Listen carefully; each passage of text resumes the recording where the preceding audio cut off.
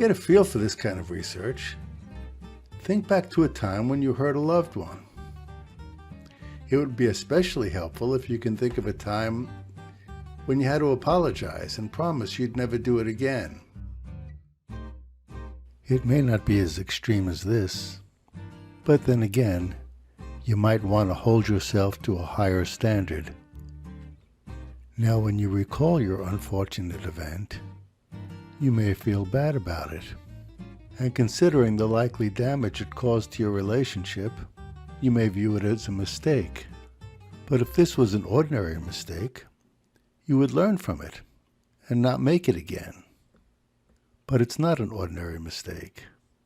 This is a trap for your soul, and you'll remain vulnerable to this trap until you solve the perverse puzzle that maintains it.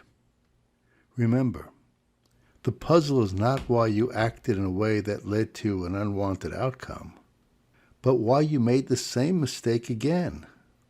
And most importantly, why you remain vulnerable to making the same mistake even now. So take a couple of minutes to think about that regrettable episode, with particular emphasis on the event that triggered it. To be clear, I'm inviting you to shift from the first-person perspective of the one who experienced the reaction to the researcher's perspective, who dispassionately observes the unfolding sequence of events in order to solve the puzzle. As soon as you accept this invitation, you'll enter the realm of metacognitive awareness.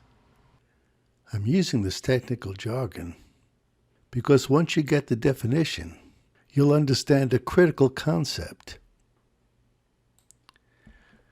Thinking about how you think is a metacognitive activity because you have to escape your first-person perspective to observe how you do it.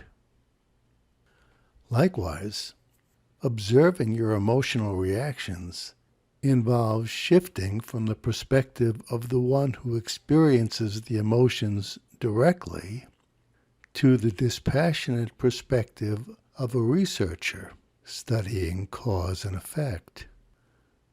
Switching between these perspectives will reveal the solution to your puzzle and enable you to deconstruct your trap.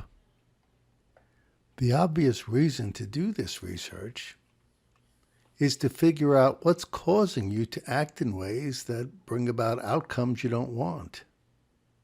But perhaps an even bigger payoff is the metacognitive awareness that emerges from watching the sequence of external events and your emotional reactions to them from both the first person and the observer's perspective. Without knowing yourself, you cannot govern yourself.